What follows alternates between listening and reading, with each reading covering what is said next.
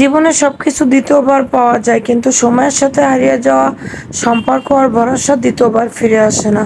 Hello everyone, আসসালামু আলাইকুম। কেমন আছেন সবাই? গতকাল রাতে আমি ভিডিও আপলোড দিতে পারি নাই, কারণ আমার প্রচুর ঘুম পাচ্ছিল আর শরীরটাও বেশ একটা ভালো লাগছিল না। এর জন্য, আর যেহেতু ভিডিওটা অনেক লং, এই কারণে আমি গতকাল রাতে আর ভিডিওটা আপলোড করি নাই। এই যে গতকাল সকালের থেকে ভিডিওটা শুরু করেছি। ফার্স্টে ছেলেকে সকালে নাস্তা দিয়ে দিলাম, তারপর টিফিনে খাওয়ার জন্য ওকে দুটো ব্রেড দিয়ে একটু স্যান্ডউইচের মতো এগ দিয়ে করে দিয়েছিলাম। বাট ওর শরীরটা একটু খারাপ হওয়ার কারণে, একটু প্রবলেমের জন্য ও আবার টিফিনে চলে এসেছিল। গতকালকে শিক্ষা অফিসার আসার কথা ছিল, টিফিনে দেওয়ারও কথা ছিল না। পরবর্তীতে অফিসার যেহেতু একটু সকাল করে এসেছিল, এর জন্য টিফিন দিয়েছিল, কিন্তু ওর শরীরটা খারাপ থাকার কারণে ও বাসায় চলে এসেছিল। এটি আর কি। পরে স্যান্ডউইচ এক পিস খেয়েছিল, আর একটা দেখলাম যে বক্সে ছিল, সেটা সন্ধ্যায় খেলো।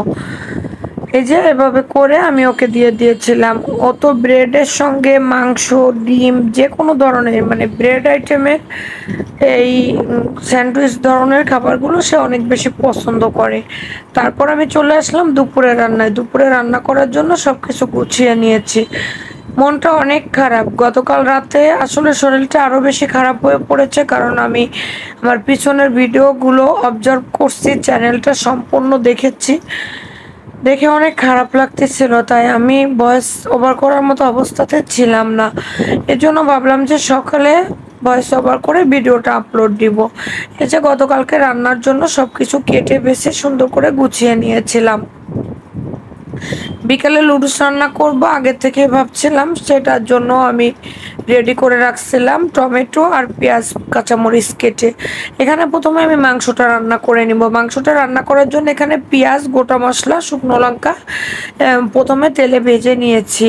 এটা একটু ব্রাউন কালার হয়ে আসলে এখানে আদা, রসুন, জিরে বাটা, লবণ, হলুদ, মরিচের গুঁড়া, ধনিয়া গুঁড়া সব কিছু একসঙ্গে দিয়ে আমি চুলার আঁচটা যেন গুঁড়া মশলাগুলো পুড়ে না যায়, এ পর্যায়ে লো রেখেছি। এখানে আজকে আমি কোনো পানি ব্যবহার করিনি।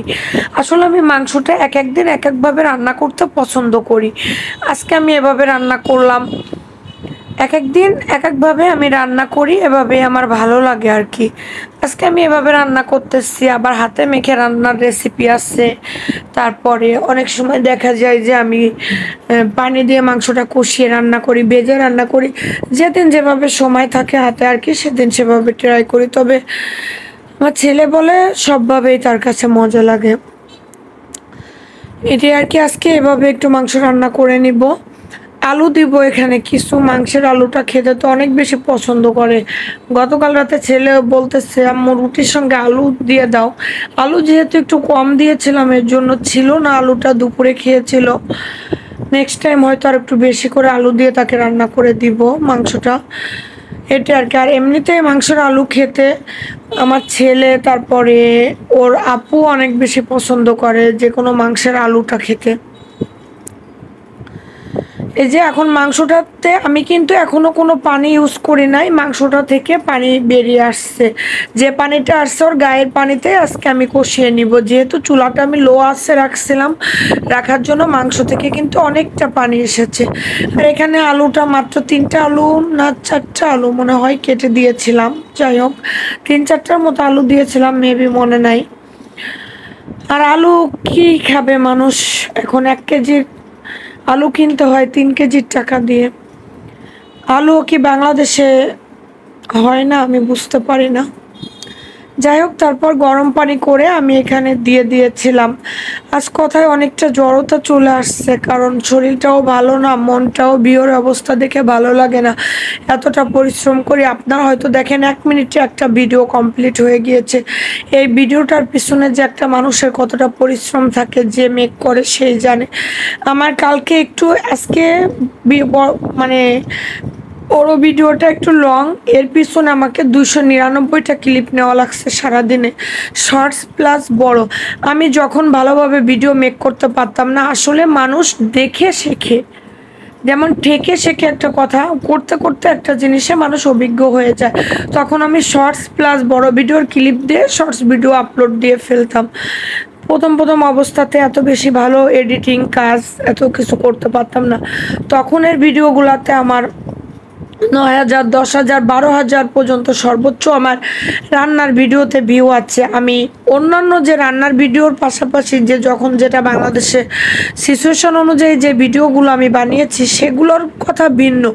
যেমন কোটা আন্দোলনের একটা ভিডিওতে 20+ ভিউ আসছে, তারপরে বন্যা, তারপর আসছিল কোনটা জানো আপনার আরেকটা কি রেমির বড় ভিডিও আছে আমার মোবাইলে 2টা, আমার ভিডিওতে রেমির ভিডিওতে প্রায় আমার অনেক ভিউ এসেছে, 6-7 হাজার বড় ভিডিওতেই ভিউ এসেছে। সেগুলোর সাবজেক্ট আমি বাদ দিলাম। বাট এখানে একটা প্রশ্ন আছে, প্রশ্নটা হলো আমার তখনের রান্নার ভিডিওগুলোতে এত বেশি ভিউ এসেছে আর এখন আমার এই অবস্থা, কিন্তু আমি সমাজে কোনো মানুষকে বিশ্বাস করাইতে পারি না যে আমার কাছের মানুষগুলো আমাকে এত বড় ক্ষতি করেছে।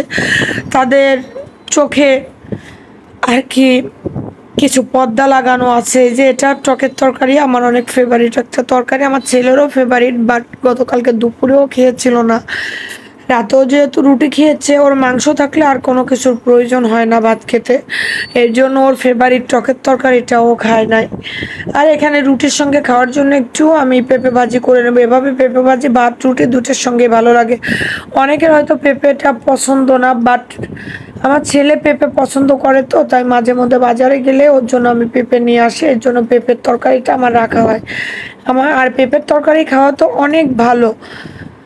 আমার ভাইয়া 12 মাসে পেঁপের তরকারিটা খায়।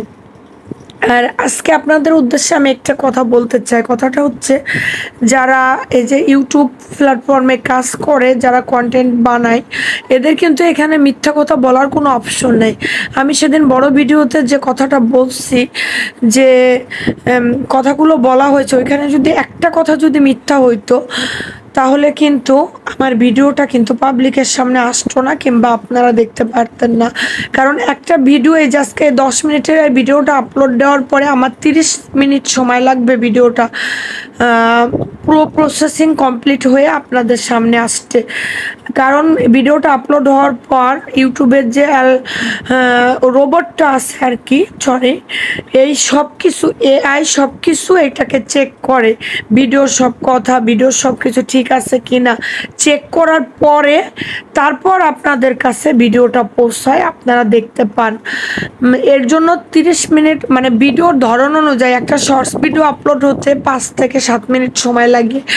শর্টস বলতে 1 মিনিটের, আর 10 সেকেন্ড 20 সেকেন্ডের যে ছোট শর্টসগুলো ওইগুলাতে আপনার 4 মিনিটের মতো সময় লাগে, 3 মিনিট লাগে কোনোটা, এসের উপর ভিত্তি করে আর কি। তাই এখানে মিথ্যা বলার কোনো সুযোগ নাই। আর এটা আমার একটা ভালোবাসার জায়গা, এটা নিয়ে আমি কেন মিথ্যা বলবো, এটা নিয়ে কেন আমি ভিউ বানাবো কিংবা মানুষের কাছে মিথ্যাচার করব। বিশ্বাস করাটা যার যার ব্যক্তিগত ব্যাপার। আপনার মন চাইলে আপনি বিশ্বাস করবেন, না চাইলে আপনি আমাকে অবিশ্বাস করবেন, এটাতে আমার কোনো কিছু আর যাই আসে না। তবে মিথ্যা বলাটা আমার আর্ট নয়, আমি মিথ্যা কথা বলতে পছন্দ করি না, শুনতেও পছন্দ করি না। এটা বলবো না যে আমি ফেরেশতা, আমি কখনো মিথ্যা বলি না। আমি যখন দেখি যে খুব বেশি বিপদে পড়বো, এই কথাটা যদি এভাবে প্রেজেন্ট হয়, সেক্ষেত্রে মিথ্যা কথা সবাই ব্যবহার করে। আমি নিজেকে ফেরেশতা বলে দাবি করব না, ঠিক আছে?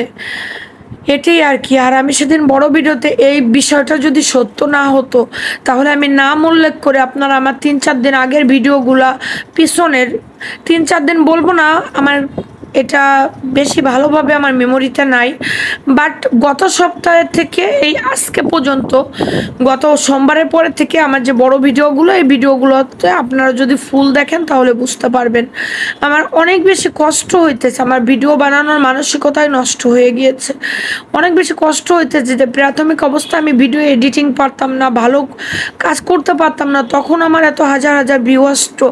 আর এখন এই অবস্থা, আমার খুব কষ্ট লাগছে আর কি। আমার রোস্টের একটা ভিডিওতে 12,000+ ভিউ আসছে। আর আপনাদের উদ্দেশ্যে একটা কথা বলি, একটা ভাইয়া আমাকে কমেন্ট করেছিল যে আপু কালো ভুনা রেসিপিটা দেখতে চাই। ইনশাল্লাহ কালো ভুনার রেসিপি আমি কোরবানির ঈদের পর আমার ভাইয়া আসছিল, তখন কালো ভুনা করেছিলাম, বাট ভয়েস ওভার করে বুঝিয়ে ভালোভাবে আমি কালো ভুনার রেসিপিটা দিতে পারিনি। ইনশাল্লাহ আপনারা ওয়েট করবেন, আমি খুব শীঘ্রই কালো ভুনার রেসিপিটা আপনাদের সঙ্গে ট্রাই করব, শেয়ার করব। আল্লাহ হাফেজ, ভালো থাকবেন সবাই, সুস্থ থাকবেন, আর আমার জন্য একটু দোয়া করবেন, আমার জন্য সব কিছু ঠিকঠাক ঠিকঠাক হয়ে যায়। আমি খুব বেশি কষ্ট পাইতেছি, আমার এই কষ্টটা শেয়ার করার মতো আমি মানুষ পাইতেছি না।